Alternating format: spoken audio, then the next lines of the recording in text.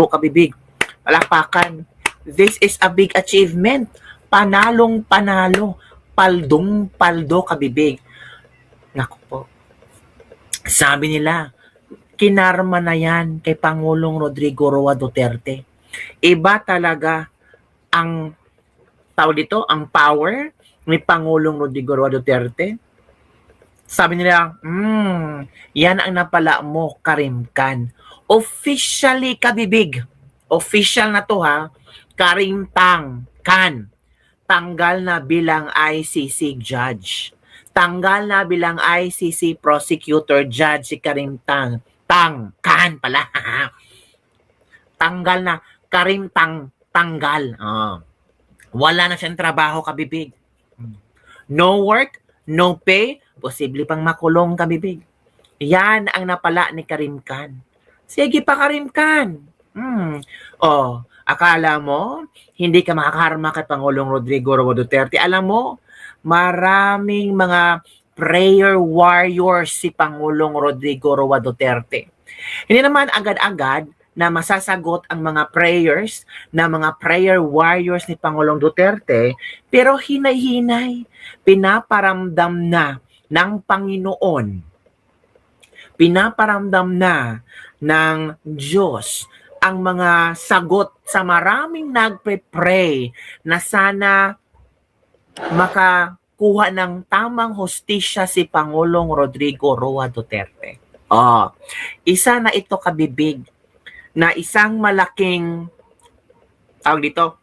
gantimpala, isang malaking selebrasyon sa maraming supporters ni Pangulong Rodrigo Roa Duterte ang nangyari kay Karim Khan. Nabuksan ang mga mata ng maraming taga the Netherlands tungkol kay Karim Khan. Hindi nga, gusto nga nila na si Karim Khan matanggal talaga, at ngayon tanggal na talaga, kabibig. Ito pa, ang next natin pag-uusapan, Venezuela, kumalas na sa ICC. Naku po, ang daming mga hindi magandang nangyari sa ICC. Mula ng kinulong nila si PRRD, para yatang madaming malas sa ICC ngayon. Nagkamalas-malas na ang ICC. Bunga na ba yan sa inyong mga tinatawag na karma? Venezuela ha? Ang Venezuela, sinunod nila ang Amerika kasi sabi ni Trump, sa mga kagrupo naming mga bansa, sa mga bansa na kung saan mga friends and relationship namin, kumalas na kayo sa ICC para hindi kayo madamay kung ano ang gagawin ko sa inyo. Ay naku, kumalas na ang Venezuela. Malaking bansa ito ang Venezuela. So it means, hindi na magbibigay ng pondo ang Venezuela sa ICC. Mas natakot sila kay Trump kumpara sa ICC. So, sorry ICC, umalis na ang Venezuela sa inyo. Paano yan? Ito muna si Karim Khan ang unahin natin pag-uusapan. Sa tawag natin. Sabi dito, mga kabibig, tinanggal sa pwesto ICC Chief Prosecutor Karim Khan, pinatalsik ng mga miyembro ng International Criminal Court. Sa isang makasaysayang desisyon, pinatalsik ng mga miyembrong estado ng ICC si Chief Prosecutor Karim Khan matapos bumoto ang mayorya ng mga bansang kasapi pabor sa kanyang pagtanggal sa pwesto dahil sa mga alegasyong, alam nyo na, ang paglabag sa tungkulin. Ayon kay Assembly of State Parties ASP President Payvay Kaukuranta, 82 sa 125 member states ang bumoto. 82 ang bumoto para mapatalsik si Karim Khan. Hala. Ito ay ang isinagawang lihim na botohan sa United Nations headquarters sa New York. Sinabi ni Kaukuranta na napagpasyahan ng mga miyembrong bansa na si Khan ay, alam yun na, ang alegasyon ni Khan, totoo at serious breach of duty. Mariing itinanggi ni Khan ang mga alegasyon. Sa pamamagitan ng kanyang abogado na si Tayyab Ali, mariing itinanggi ni Karim Khan ang lahat ng akusasyon at iginiit na iaapilab nila ang naging desisyon. Ayon sa kampo ni Khan, hindi umano siya nabigyan ng patas na pagkakataong maipagtanggol ang kanyang sarili at wala umanong sapat na legal na batayan ang naging pasya laban sa kanya. Ngayon pa man, iginaad ng ASP na nasunod ang due process at nakakita umano na isinagawang investigasyon ng United Nations Office of Internal Oversight Services ng ebidensyang sumusuporta sa alegasyon ng misconduct. O yan ka rin ha.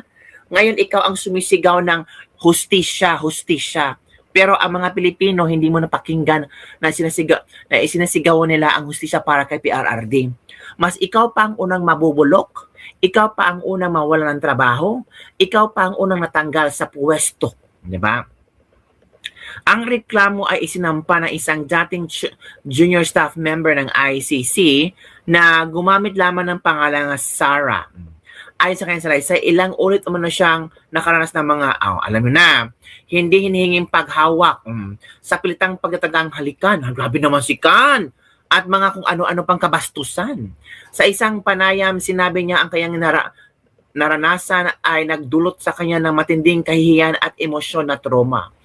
Dumating ang pagpapatalsik kay Khan sa panahong matindi ang batikos ng Estados Unidos laban sa ICC. Kamakailan lamang ay muling inulit ni US Secretary of State Marco Rubio ang kanyang matinding kritisismo sa ICC at tinawag ang ilang opisyal na mga Valeo at Vovo, habang iginiit na walang opisyal ng Amerika ang dapat litisin ng ICC. Matatandaang nagpataw din ang Estados Unidos ng sanctions laban sa ilang hukom at prosecutor ng ICC, kabilang si Karim Khan, kaugnay sa warrant laban kay Israeli Prime Minister Benjamin Netanyahu at dating Defense Minister Yoav Gallant. Ang pagpapatalsik kay Karim Khan ay isa sa pinakamalaking pangyayari sa kasaysayan ng ICC. Nagaganap ito sa panahon ng patuloy na kwestiyon ng iba't ibang bansa ang kredibilidad, integridad at pagiging patas ng ICC. Samantalang inaasang magkaroon ng malaking epekto ang pagbabagong ito sa mga kasalukuyang kaso ng korte, kabilang ang mga high-profile investigations at usaping may kaugnayan sa mga warrant of arrest na inilabas ng ICC. Yan na kabibig. It's the end of Karim Khan. That's the end of your Karim Khan. Yan na. O, di ba? Minalas ka. Kinarma ka. Grabe. Yan ang tinatawag nating karma is always at your back. O, good news ba ito, kabibig? Good news ba to? Ito ba'y nagpapatawa? Ito ba'y nagbibigay ngiti sa mga malulungkot yung mukha at buhay ngayon? Kasi miss na si Pangulong Rodrigo Roa Duterte. Ako naman, ang sasabi ko lang dito, karma yan sa'yo, Karim Khan. Sa ginawa mong kaso, sa ginawang pag-abuso kay Sarah, inatura, kailangan mo rin niyang pagbayaran. Kailangan kang matanggal sa pwesto. Kasi ang hirap naman, International Criminal Court, pero yung mga nakaupong judges dan may mga tinatagong lihim na kay bastos-bastos. Diba? Parang hindi maganda na uupo ka bilang chief prosecutor tapos may mga kaso ka. Diba? On the other hand, kabibig, another success ito sa Amerika at ito na may kalungkutan para sa ICC. Yan Venezuela notifies UN of withdrawal from ICC. Nako, yan na nga ang sinasabi natin, kamalas-malasan ng ICC. Basahin natin. Venezuela has formally notified the UN of its irrevocable decision to withdraw from the ICC. Foreign Minister Felix Palencia said on Friday. The government justified the move by alleging a geographical bias within the court, claiming it disproportionately target nations in the global south, specifically across Africa and Latin America. Sabi ni Foreign Minister Felix Plasencia. Yan na kabibig ito Naku.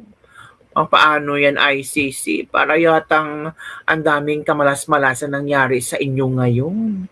Parang wala na talagang pag-asa na makakaahon kayo at may pag-asa na si Pangulong Rodrigo Roa Duterte na makabalik sa Pilipinas. Kung patuloy na marami pang bansa ang kakalas sa ICC, nako, sino na ang mag-finance sa ICC?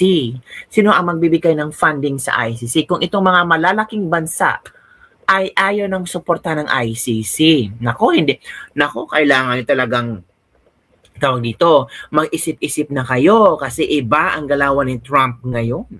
Sabi ni Mark Rubio, nako, gusto nyo ba na magkipag-associate sa ICC ng mga Valeo at Vovo yan? O, gusto nyo bang kontrahin ang Amerika? Gusto nyo bang maging kaaway ng Amerika? Hala ka. Paano yan kabibig? Yung ibang mga bansa na sumusuporta at nakipag-negotiate at coordinate sa ICC. Kailangan yun talagang maghinay-hinay at mag-isip-isip kung ano ang gagawin nyo. Sabi ng mga netizen, taste your own medicine, Karimkan. God's hand is moving. Ginamit ni Lord ang pamilyang Duterte para mabilad sa kahihiyan ang mga dambuhalang gahaman ng kapangyarihan. Which is, parang totoo kabibig. Diba? Parang ang nagbukas na maraming mata ng maraming nangyayari sa ICC ay si Pangulong Rodrigo Roa Duterte. Umagaw ng maraming atensyon ang pagkakulong ni Pangulong Rodrigo Roa Duterte. Di ba? Karma is back, kaya pala andyan si Trilling dyan pala sa botohan sa New York. Nadamay patuloy ang ICC sa karma. Tao lang naman sila mga judges sa ICC, kaya normal magkakasala dahil walang perpektong tao sa mundo. Ay naku, wag mo nang ihiraso na walang perpektong tao sa mundo.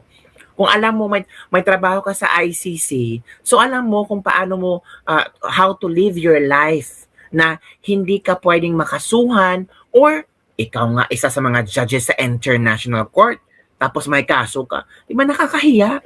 Huwag mong iraso na sabi ni Krami Catalia, huwag mong iraso nobody is perfect. Walang perfectong tao. No, huwag mong irason yan. Kasi ginawa yan ni Kram dahil demonyo siya. Wala na dala sa mga ni Atty. Conti. Ano ba naman yan? Then what? Akala ko makakalaya si matandang, hindi mo alam. Hinahinala itong proseso ng Panginoon para makalaya si Pangulong Duterte. Yeah. Ligtas na si Bato at Bongo. We don't know. Diba? So yun lang kabibig ang atin.